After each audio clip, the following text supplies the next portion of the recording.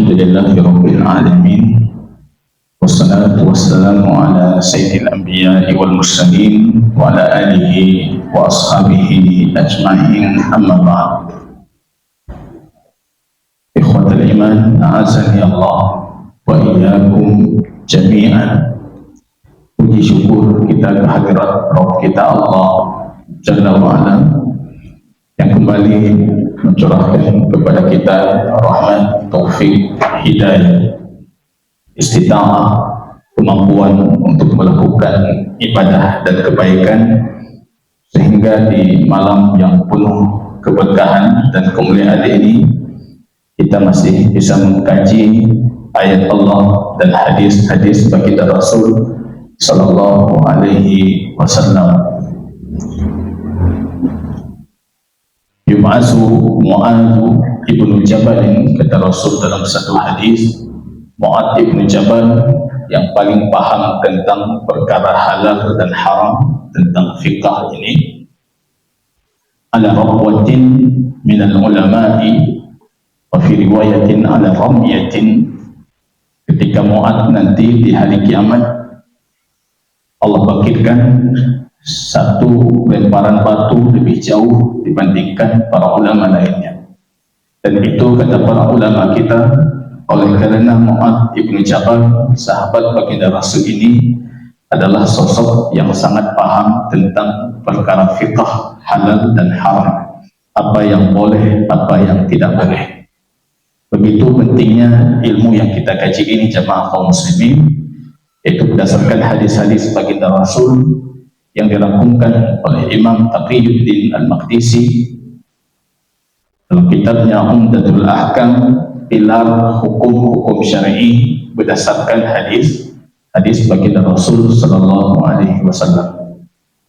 Salawat kita kepada baginda Rasul Muhammad sallallahu alaihi wasallam yang sudah senantiasa memberikan kepada kita petunjuk, nasihat, irsyadnya baginda Rasul, wasiatnya baginda Rasul, dan tiada ilmu tentang kebaikan kecuali baginda Rasul, adalah sosok yang paling gigih, paling haris menyampaikan kebaikan itu kepada para umatnya. Jemaah kaum muslimin, masih dalam kajian kitab taharah, pembahasan junub ataupun janabah. Hadis yang terakhir kita bacakan, kita ketahui dari hadis Ummu Salamah dan hadis Aisyah radhiyallahu ta'ala anha, bagaimana hukum mimpi basah, al-ihtilam, baik bagi laki-laki atau perempuan. Kita dapati hukumnya, jemaah kaum muslimin, kalau sekiranya mimpi basah itu diikuti dengan keluarnya mani, keluarnya sperma, baik laki-laki atau perempuan, maka saat itu wajib bagi yang mimpi basah itu mandi. Jadi standarnya di pertemuan yang lalu kita jelaskan, kalau kewajiban mandi itu standarnya bukan di mimpinya, tapi di keluar airnya. Kalau sekedar mimpi tanpa keluar air dan tanpa bekas ketika kita bangun, berarti tidak ada kewajiban mandi. Dan ini berlaku bagi laki-laki dan juga bagi perempuan. Sehingga muncul Aisyah radhiyallahu ta'ala anha yang menutupi mukanya karena malu ketika Ummu Sulaim bertanya tentang hukum mimpi basah perempuan tersebut. Baginda Rasul menjawab kalau hukumnya sama. Laki-laki dan perempuan juga punya mimpi basah, walaupun kadang-kala jarang terjadi pada kaum awam. Dan baginda Rasul menegaskan dalam satu kaidah keilmuan, famin aina ta'ti syabah, dari mana datang kemiripan. Kalian lihat ada anak yang mirip ibunya, ada anak yang mirip bapaknya, itu karena faktor laki-laki dan perempuan punya air yang sama. Kalau cuma laki-laki yang mengeluarkan, seolah-olah Rasul mengatakan anak itu akan semua mirip ayahnya. Tapi kenyataannya ada anak yang mirip ibunya, ada anak yang mirip bapaknya. Baginda Rasul memberikan kita satu kaidah keilmuan, wa idza ya'lu ma'ur rajuli ma'aha fakana tushbihu. Kalau sekiranya air si laki-laki itu lebih mendahului air si wanitanya, maka dia akan mirip bapaknya. Kalau sekiranya air si wanita itu lebih mendahului air si laki-lakinya, maka akan mirip ibunya. Itu kaidah kemiripan. Ya. Dari situ muncul jenis kelamin, diwarisi bentuk-bentuk fisik, diwarisi bentuk-bentuk khuluq, bentuk akhlak, bentuk karakter dan sikap. Ya. Kadang-kala wajahiyah akaihima, ada sebaliknya, wajahnya mirip ibunya akaihima. Kadang-kala ada keberuntungan yang gak hijau dari yang gak hijau dari ma. Kadang-kala yang bro hijau dari akai yang bro hijau dari ma. Ya, begitu konsepnya jamaah kaum muslimin. Tapi kita tidak dihukumi dengan fitrah yang Allah fitrahkan. Maka datang syariah, kewajiban kita mengikuti syariah. Kalau ada akhlak, karakter, sikap kita, sikap turunan yang kita wariskan dari orang tua kita, dan itu tidak sesuai dengan syariah, maka kewajiban kita meluruskan. Maka saya kasih satu konsep itu pada anak didik saya, coba buat satu tabel itu. Buat satu tabel 1 sampai 30 akhlak-akhlak baik. Sabar, syukur, rendah hati, dermawan, berani, jujur, pertama nomor 1. Buat sampai 30 sikap. Buat checklist di samping. Nomor 1 kita punya enggak? Kalau enggak punya berarti kewajiban kita memperbaiki diri. Itu sikap turunan, warisan. Kita bawa dari orang tua kita, kewajiban kita untuk menyesuaikan dengan tuntunan syariah. Dermawan, kita juga Pak. Kadang matabohan nanti. Pada cari nomor sahana, nomor heblo. Berarti mana heblo kita perbaiki. Tapi kadang-kala kita pasti ada sifat-sifat turunan yang baik.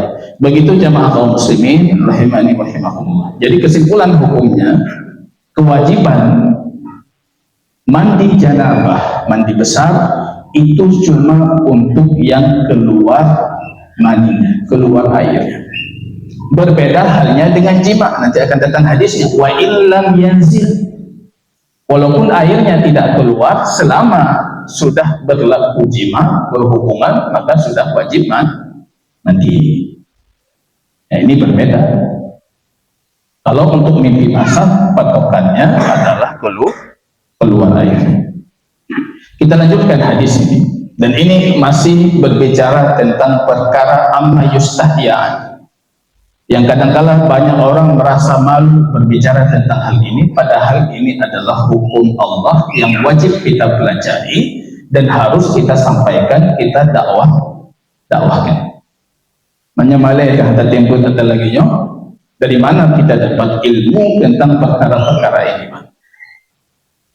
Saya kadang-kala memuji itu anak-anak SMA itu, tentang perkara-perkara syariah dasar ini, mandi junub. Itu aja, Pak. Tidak lama lagi diajarkan jadi ayah, akan jadi ibu.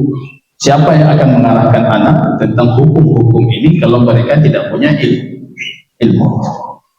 Kapan wajib mandi? Bagaimana cara mandi? Ini jamaah kaum muslimin. Maka baginda Rasul mengatakan, fa ni'matin nisaul ansar. Maka sebaik-baiknya wanita itu wanita ansar. Mereka tidak malu bertanya kepada Nabi mereka tentang perkara agama mereka. Gak malu mereka. Mereka langsung bertanya. Karena mereka tahu ini penting untuk ditanyakan dan penting untuk diajarkan dan disampaikan kepada generasi di belakang mereka. Kita lanjutkan hadis ke-39. Dan ini masih juga berbicara tentang perkara yang dimerasakan malu untuk disampaikan, yaitu masih tentang perkara junub. Nah, saat ini jemaah kaum muslimin, kita akan mengkaji hadis tentang hukum air mani. Air mani itu suci atau najis? Ini saya rasa hukum seperti ini banyak dari kita juga tidak tahu. Ketika pakaiannya tertimpa air mani, akramakumullah, semoga Allah memuliakan kita, tertimpa air ini, bagaimana hukum pakaian itu dibersihkan, disucikan, atau bagaimana air itu dihilangkan?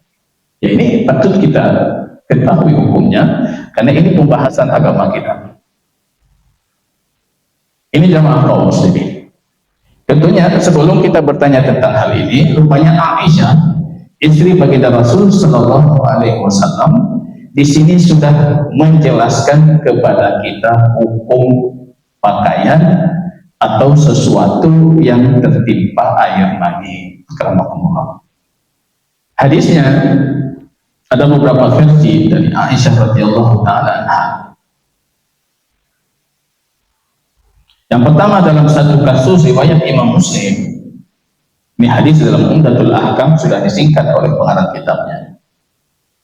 Rupanya ada kerabat Aisyah yang bermalam di rumah Aisyah, bertamu dan nginap di malam hari. Malam di rumah Aisyah. Malamnya dia mimpi basah. Keluar, akramakumullah, keluar air maninya dan menimpa pakaiannya. Ini tamu yang barangkali cuma punya pakaian yang mungkin sangat terbatas jumlah pakaiannya. Kadang baju lain pikat. Makanya di pagi hari tamu ini rupanya bersegera mengambil pakaiannya dan merendam, mencuci. Dimasukin ke dalam air, direndam, dia cuci, dilihat oleh pembantu Aisyah yang menyampaikan kepada Sayyidah Aisyah apa yang dilakukan oleh tamunya. Babengah ke Mekah hadir. Dia siapkan bajunya dan baju itu akan dipakai kembali. Barangkali ini bajunya sangat terbatas mungkin, dan dia posisinya sebagai tamu. Karena apa? Datang Aisyah menjelaskan hukumnya, tidak perlu seperti itu. Anak kerah lagi nyata. Kalau maninya basah caranya seperti ini, kalau dia sudah kering caranya seperti ini. Dan itu yang akan kita bacakan di hadis yang disebutkan oleh pengarang kitab kita. Dalam riwayat yang lain, rupanya ada sahabat baginda Rasul yang lain, Sulaiman ibnu Yasar, datang kepada Aisyah bertanya, "Ya Ummul Mukminin, wahai ibu orang-orang beriman." Aisyah itu istri baginda Rasul, ibu kita. Apa hukumnya pakaian yang terkena dengan air mani? Itu apa yang harus kami lakukan? Ini jamaah kaum muslimin, berarti ini hukumnya hukum yang patut kita pahami dan patut kita pelajari. Walaupun seumur hidup saya belum pernah ada yang bertanya tentang ini. Oh, belum kagak tepungan dong. Antum tahu bertanya. Padahal kasus yang memang terjadi dalam hidup kita. Pakaian kita tertimpa air mani itu. Nggak terjadi, Pak. Terjadi. Nah, lihat kenang payah ganto baje rah langsung. Apa seharusnya seperti itu caranya? Atau sebenarnya ada cara yang lebih sederhana? Maka ditanyakan Aisyah Ummul Mukminin. Kalau ini menunjukkan sesuatu, menunjukkan tentang keutamaan para istri baginda Rasul. Mereka yang mengajarkan kita tentang perkara agama kita, terutama menyangkut perihal yang orang lain pasti tidak mengetahui tentang hal ini. Ya, tentang hubungan suami istri. Sahabat yang lain tidak mungkin meriwayatkan hadis ini. Ini pasti istrinya yang meriwayatkan. Jadi kalau muncul desas-desus isu yang menyudutkan baginda Rasul yang menikahi Aisyah yang masih belia, masih muda sekali umurnya, muda, orang mengatakan Rasul itu orang-orang Barat, pembenci Islam, musuh-musuh Islam mengatakan baginda Rasul itu nafsunya yang selalu dikedepankan, memilih gadis muda dijadikan istri. Kalau kita yang belajar seperti ini, kita tahu ini. Kalau sekiranya istri Rasul mandung kedua, siapa yang meriwayatkan hadis-hadis ini kepada kita? Siapa yang akan mengajarkan ilmu-ilmu ini kepada kita? Maka alhamdulillah Rasul punya istri yang muda, pintar, mampu menukilkan hadis baginda Rasul Sallallahu Alaihi Wasallam. Bahkan biasa dikategorikan termasuk dari 3 perawi terbanyak dari baginda Rasul, salah satunya istrinya. Begitu pentingnya posisi Aisyah di sini.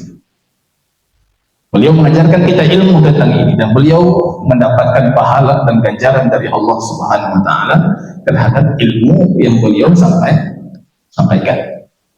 Ini semuanya menunjukkan tentang fadilah, keutamaan para istri-istri baginda Rasul. Kita dengarkan jawaban Aisyah radhiyallahu taala anha. Apa hukum pakaian yang mengenai air mani? Kalau Aisyah berkisah, jadi hukumnya nanti kita gali sendiri. Beliau radhiyallahu taala anha berkata, "Untuk aksilul janabata min sawbi Rasulillah." Ini kaidah dalam gramatika bahasa Arab, Bapak Ibu. Kalau untuk setelahnya fi'il mudhari' berarti ini sering dilakukan. Kan 3. Untuk usalli, untuk aksil, untuk amsi, itu kalau sudah ada kana, ada fi'il mudhari' setelahnya, itu yufidul mudawamah, berarti ini sering. Aisyah mengatakan, aku sering, ini kalau kita terjemahkan, mencuci pakaian baginda Rasul. Yang rinang payah biyuh ini, garis bawah. Urinam rah baje urung di rumah. Aisyah melakukan itu. Untuk aksi, aku mencuci pakaian baginda Rasul. Apakah itu kewajiban? Para ulama berselisih. Pasti yang lebih dekat, istri itu tidak punya kewajiban, baik untuk memasak, mencuci, atau lainnya. Tidak ada kewajiban. Nah, kalau kita berbicara tentang wajib, itu berbicara tentang perintah, hana perintah. Nah, kita harus paham juga ini, bapak-bapak. Nah, selama ini terbentuk di masyarakat kita seolah-olah itu kewajiban itu. Tidak ada kewajiban untuk perihal hal-hal seperti itu. Kewajiban pasangan suami istri itu cuma satu dalam Quran. Apa kata? Wa ashiruhunna bil ma'ruf. Bergaulah pasangan kalian dengan cara yang baik. Itu kewajiban pasangan. Anak kita gunggu, anak kita, tapi bergaulah dengan cara yang baik. Seorang istri memperlakukan suaminya dengan cara yang baik. Suaminya memperlakukan istri dengan cara yang baik. Semua yang dilakukan tidak pernah terkesan beban. Kecuali ibu-ibu rumah tangga hari ini, lepuh nonton di rumah. Barulah bagiannya merasa terbeban sekali. baru masak di rumah terasa beban besar sekali. Padahal sejatinya itu bagian dari muasyarah bil ma'ruf. Apapun dalam kelakuan, kewajiban suami juga untuk lakukan pasangannya dengan cara yang baik. Coba ayat itu kita terapkan. Saya rasa rutinitas rumah tangga itu akan jauh dari kesan beban. Wa kana Rasulullah yakhdimu ahlah. Coba lihat baginda Rasul. Baginda Rasul itu membantu pekerjaan rumahnya. Dan istri baginda Rasul membantu pekerjaan rumah. Jadi sama-sama bekerja. Rasul kadang-kala dalam hadis mencuci pakaiannya sendiri. Kadang-kala baginda Rasul mempersiap makanannya sendiri. Seringnya baginda Rasul mempersiap sandalnya atau memperbaiki sandal orang rumahnya sendiri. Kadang-kala ngejok filau di rumah. Itu muasyarah bil ma'ruf. Ini kita menjadi PR juga bagi bapak-bapak ya. Kadang-kala di rumah kita ketika sudah kita bantu istri, kita merasa membantu istri. Kan kalau membantu, bukan Anda bantu, itu salah. Istri Anda tidak punya kewajiban melakukan itu. Sejatinya istri Anda yang bantu Anda itu. Kita lakukan nggak perlu. Kan kalau membantu dari bunuh dengah, kalau membantu jaga anaknya tanggung jawab terus. Kaidah hukum fikihnya, kalau istri itu minta bayar, dia menyusui si anak, Anda wajib bayar dengan upah semisal. Tiba-tiba istri kan, saya menyusui anak 2 tahun, ini baik, wajib utang. Tapi karena kita kembali ke ayat tadi, wa ashiruhunna bil ma'ruf, itu bagian dari perkara ma'ruf, kebaikan dalam rumah tangga, supaya harmonis, masing-masing tahu posisi. Kewajiban nafkah, kewajiban suami. Ar-rijalu qawwamuna 'alan nisa. Qawamah itu tanggung jawab.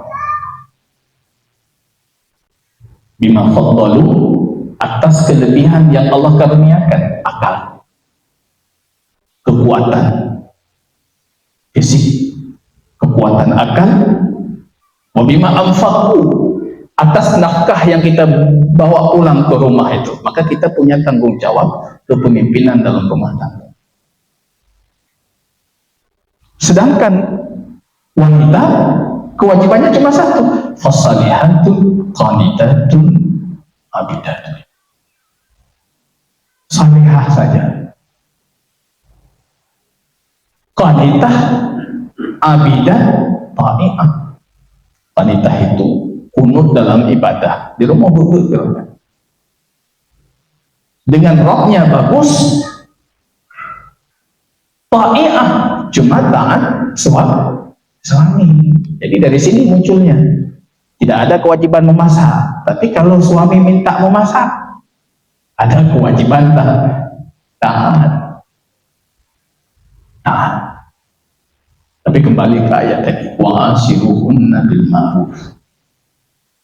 Ini penting sekali. Di sekolah saya sedang meramu itu satu kurikulum baru, pendidikan menjadi ayah.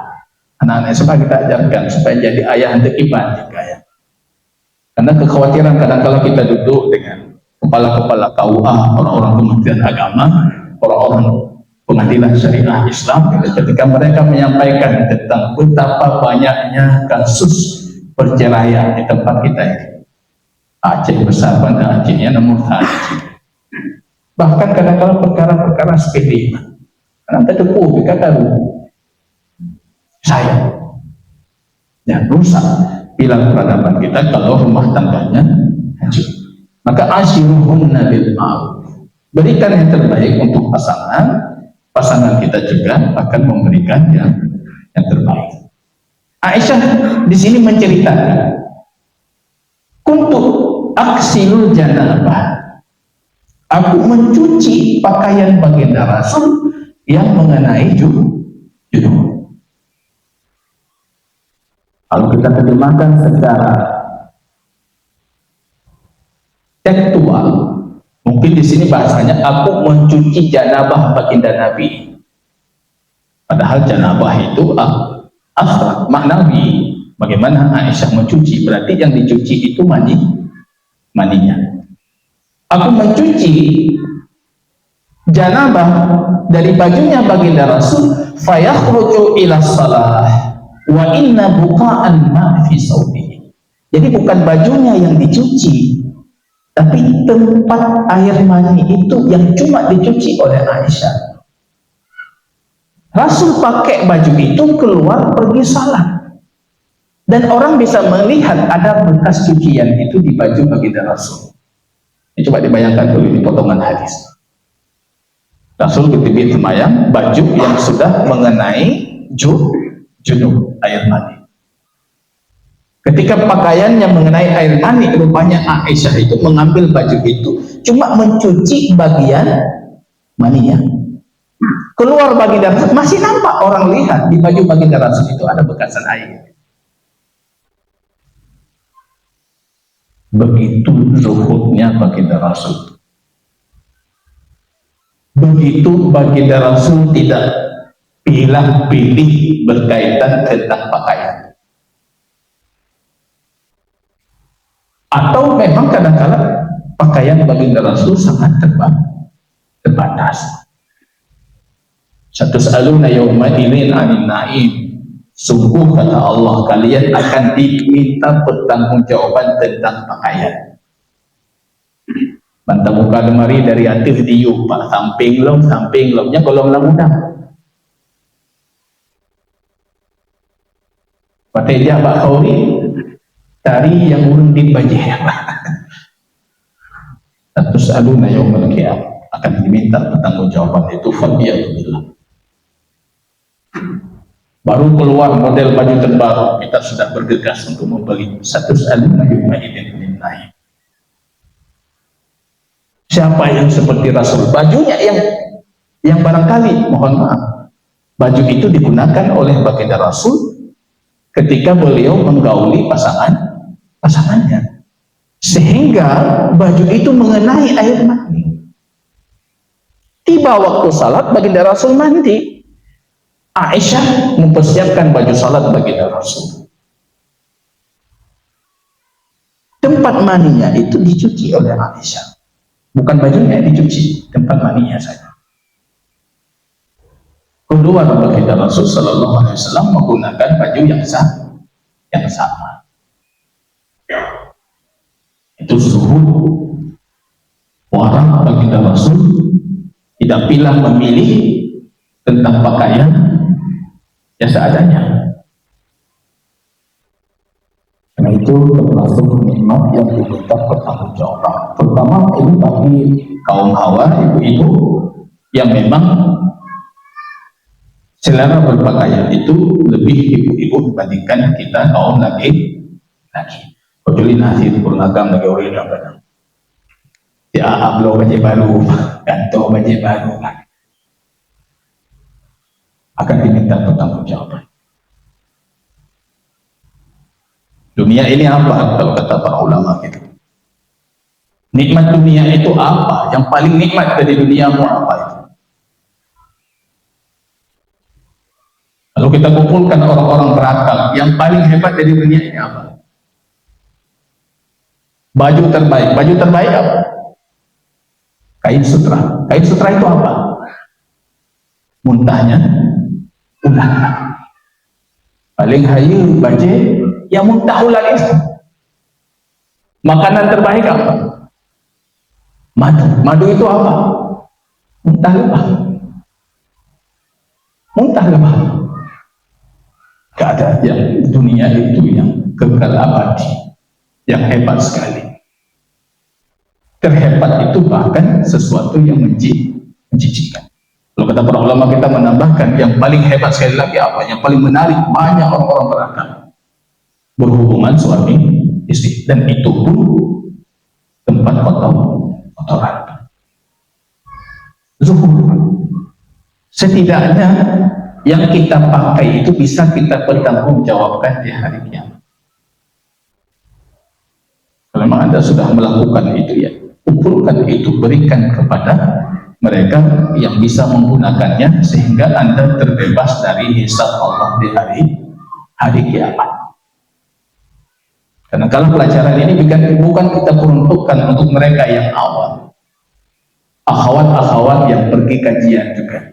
Bajunya syar'i, tapi tingkah dan sikapnya tidak syar'i. Kata Kaitubin, model cadar baru kagak punya. Kadang guru agam di rumah mau baca dalam nangan tomat. Satu saluna yawma idin anan na'im.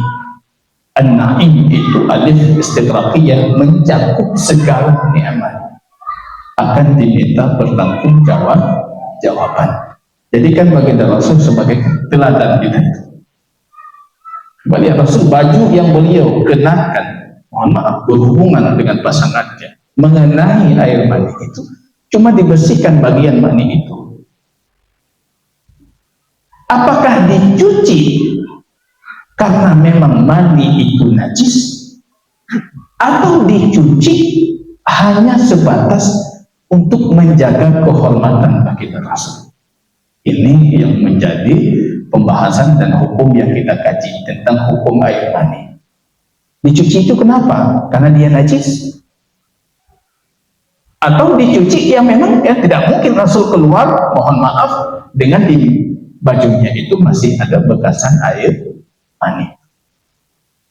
Mayoritas para ulama, terutama madhab Syafi'i, madhab Hambali, Ahmad ibn Hanbal, mengatakan mani itu suci. Aisyah mencucinya bukan karena najis.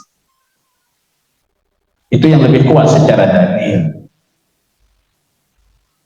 Nanti akan kita lanjutkan hadisnya, menunjukkan kalau mani itu suci, bukan najis. Kecuali madhab Imam Malik, madhab Abu Hanifah yang mengatakan mani najis.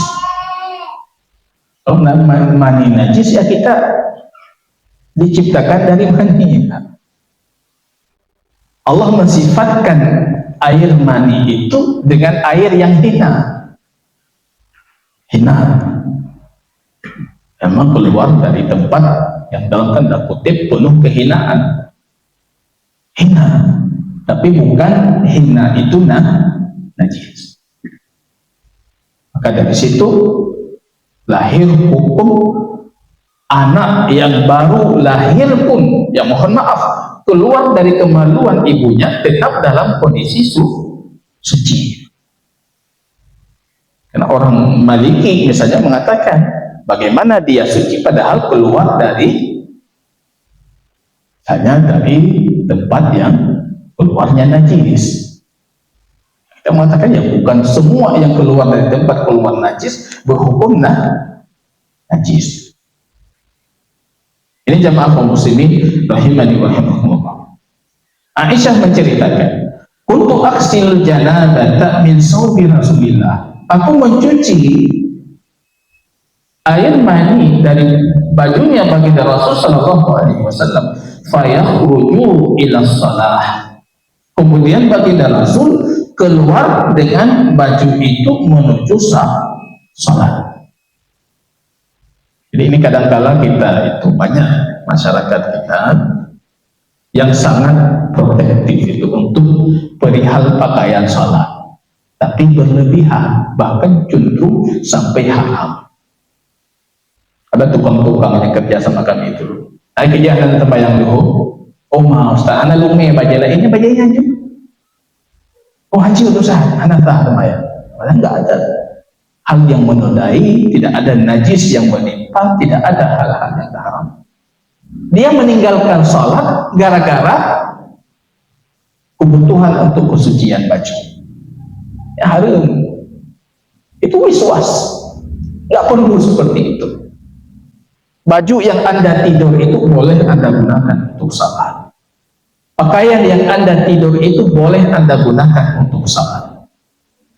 Karena baginda Rasul melakukan itu di sini. Baju yang baginda Rasul bukan cuma sebatas tidur, bahkan tidur dengan istrinya. Baju itu yang beliau gunakan untuk salat. Yang penting itu salatnya. Gara-gara hana baju yang suci, kadang-kadang terbayang dosa haram. Dan bukan seperti itu syariat, itu hanya wiswasnya setan. Itu wiswas, bisikan setan. Hana baju suci, pajanna baju suci. Selama pakaian itu tidak tertimpa najis, maka masih berdiri di atas kesuciannya. Kembali ke hukum al-asl, hukum asal. Al-aslu fi siyadina tahara wal ardi wasiyad wal hijarah. Hukum batu, hukum tanah, hukum air, hukum pakaian, hukum asal, semua ini adalah suci. Lumayan aja dengar. Baju apapun itu suci, tanah apapun itu suci, air apapun itu suci, batu apapun itu suci. Ya, batu untuk istinja maksudnya. Itu namanya kembali ke hukum asal. Jadi salat nggak bisa kita tinggalkan, karena semuanya Allah sudah anugerahkan, jadikan barang-barang itu suci, dan itu adalah perangkat salat kita. Nah, ini jamaah kaum muslimin. Baginda Rasul mengenakan baju itu, kemudian keluar pergi salat. Nah, ini hal-hal yang harus kita jauhi, wiswas setan dalam perihal bersuci. Karena bab bersuci ini bab yang paling banyak masuk wiswas setan. Bab bersuci itu. Maka di luar yang bab bersuci anak bebek. Gak tahu tunggu ulang dong bersuci. Akhirnya lahirlah wiswas setan. Nah, kalau kita merasa ini nggak suci, ini sudah suci belum? Wa inna buqa'al ma'i fi sawbihi. Dan nampak dari pakaiannya baginda Rasul bekasan air yang dicuci oleh Aisyah. Wa fi lafdhin lil Muslim, dalam satu riwayat Imam Muslim, laqad kuntu afruquhu min sawbir Rasul farqan fayusalli fi. Ini berarti kasusnya sering terjadi dengan baginda Rasul. Sering, Rasul sering melakukan itu dan Aisyah melakukan itu. Berarti ini jadi hadis, walaupun ini perbuatan Aisyah. Ini namanya sunnah takririyah. Aisyah melakukan, Rasul melihat, dan Rasul mengiyakan. Berarti hadis juga ini hukumnya marfu. Kalau sekiranya, mohon maaf, maninya sudah kering, itu kalau tadi masih basah, dicuci bagian mani itu. Kalau sudah kering, Aisyah cuma menggaruk, mengkerok. Dikerok oleh Aisyah. Artinya mani itu suci. Kalau sekiranya najis, maka hukum najis itu harus dihilangkan. Sisanya juga harus dihilangkan. Makanya Aisyah melihat itu, kalau sudah kering, itu cuma dikerok, nggak dicuci. Dikerok artinya supaya Rasul keluar pergi salat berhadapan dengan banyak kaum muslimin dan tetap menjaga marwah dan kehormatannya baginda Rasul. Itu bukan karena itu najis. Nah, ini penting jamaah kaum muslimin. Kalau kita dapat ilmu di sini, para istri kita di rumah juga harus mengetahui itu. Ketika suaminya pergi keluar, coba pastikan kalau suami kita itu dalam kondisi terjaga kehormatan dan muruahnya. Itu untuk baju atau kita bantu siapkan. Jangan kita biarkan pasangan kita gitu ngomong baju kero, luka tahu baju kero, ya mandung betul. Ini jamaah kaum muslimin rahimani wa rahimakumullah. Dalam hadis Imam Muslim, laqad kuntu afruquhu al-farq. Ini secara bahasa farq itu mengkerok. Yang lucunya Imam Malik mengatakan mengkerok dengan air. Mengkorok dengan air apa beda dengan mencuci gitu. Imam Malik yang mengatakan dia najis, beliau mengatakan ini mengkorok bukan mengkorok-korok itu, tapi mengkorok dengan air. Para ulama membantah mengatakan mengkorok dengan air dengan mencuci dengan air bedanya apa? Secara bahasa mengkorok itu berarti tanpa menggunakan air, cuma dikorok-korok, dihilangkan bekasannya sehingga tidak nampak lagi. Laqad kuntu afruquhu min sawbi Rasulillah farkan fayusalli fihi, dan kadang-kala aku mengkerok sisa mani itu dari bajunya baginda Rasul farkan.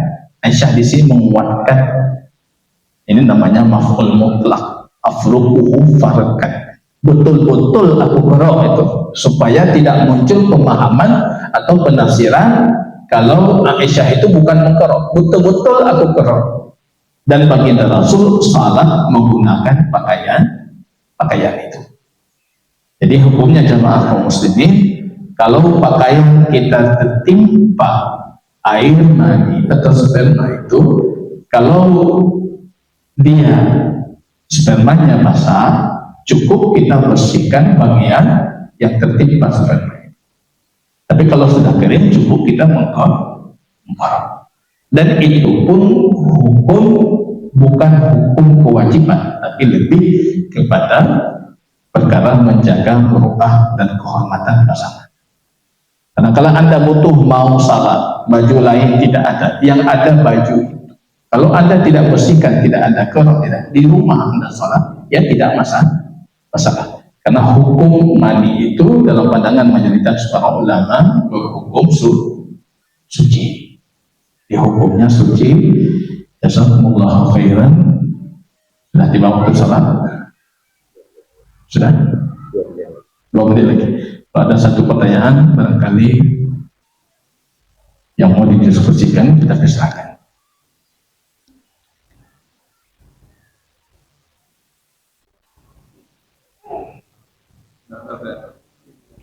Ya, silakan. Assalamualaikum. Langsung aja nih, kenapa? Ya.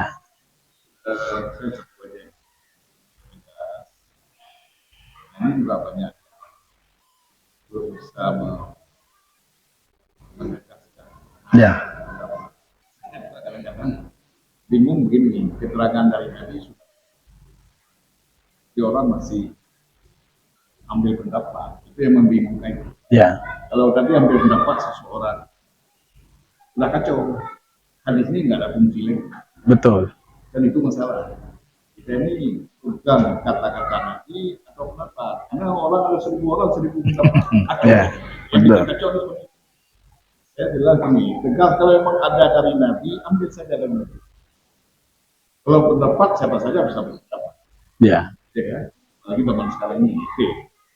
Nah, satu hal yang paling penting, ini orang tidak bisa membedakan. Dia menganggap mandi wajib itu kaitan dengan janabah. Ya. Kemudian juga ada hadis Nabi kaitan saya naikkan dengan muhtalim. Ya. Yaitu mandi pada hari Jumat. Ini tidak saya ini. Kalau ini masih simpang siur, orang Jumat, apalagi yang kerja kan, mungkin ada mandi di rumah tapi tidak mandi seperti mandi janabah. Ya. Sedangkan salah satu hadis Rasulullah itu mengatakan bahwa mandi di hari Jumat diwajibkan ala kulli muslim, kepada yang setiap yang sudah bermimpi. Ya, bermimpi. Terima kasih. Assalamualaikum warahmatullahi wabarakatuh. Ya, saya ringkas saja. Kenapa kadang-kala kita menyebutkan pandangan para ulama, kita tidak bisa menafikan pandangan para ulama, karena lafaz hadis itu kan lafaz itu mantuk itu harus dipahami dengan mafhum. Kadang-kala misalnya Rasul mengatakan aksilu, mencuci. Imam Malik memahami mencuci karena najis. Imam Syafi'i memahami ini mencuci bukan karena najis. Berarti ranah pemikiran dan pemahaman itu tetap ada terhadap satu hadis yang mantuk. Yang kedua nanti akan kita sebutkan itu tentang mandi-mandi lain, karena ini pembahasan kita memang bab janabah. Bab janabah nanti kita akan sebutkan seputar mandi sunnah misalnya. Mandi Jumat itu wajib atau sunnah? Tentunya ada dua penekanan di sana, akan kita sebutkan di akhir pembahasan. Salah satu dari hadis itu, kalau yang mandi fa ni'ma kata Nabi, bagus. Yang tidak juga cukup. Itu dalam satu hadis. Dalam hadis yang lain baginda Rasul, hadis asal dari Umar bin Khattab, ketika masuk Utsman ibnu Affan berdagang di hari Jumat, masuk Jumat telat, Umar sedang khutbah, mendirikan Utsman yang telat masuk hadir Jumat. Terjadi dialog. Berarti Jumat itu boleh juga kita berdialog dalam kondisi berkhutbah. Katanya yang jamaah, itu telat. Itu yang ditanyakan oleh Umar. Utsman mengatakan, aku sibuk dengan perdaganganku, artinya sibuk dengan kedai aku makan. Dan bahkan aku belum mandi. Itu kata Utsman. Kata Umar ibn Khattab, bahkan belum mandi, udah telat belum mandi lagi gitu. Dari situ kita bisa memahami mandi Jumat juga bisa dipahami bukan mandi yang wajib. Tentunya banyak sekali perselisihan para ulama dari beragam hadis. Hadis ini mantuk ya. Setiap yang mantuk yang kita ucapkan itu bisa multi pemahaman. Namanya mafhum. Ada alim fulan memahami seperti ini, alim lain memahami seperti ini. Semua mereka memahami dengan kaidah keilmuan. Yang tidak kita pakai, ada orang tiba-tiba berupaya memahami tapi bukan ahli ilmu. Nah ini kita tolak sama sekali, ke pemahaman. Tidak betul itu. Kecuali hadis-hadis yang tegas, mantuknya, mafhumnya langsung. Berarti nggak ada multi pemahaman lagi itu. Ini jemaah kaum muslimin, itu kalau dalam ilmu fikih ranahnya usul fikih dan qawaid fikhiyah atau dhabit fikih. Allah taala alam bisawab. Jazakallahu khairan. Barakallahu fikum. Subhanakallahumma bihamdika asyhadu an la ilaha illa anta astaghfiruka wa atubu ilaik. Assalamualaikum warahmatullahi wabarakatuh.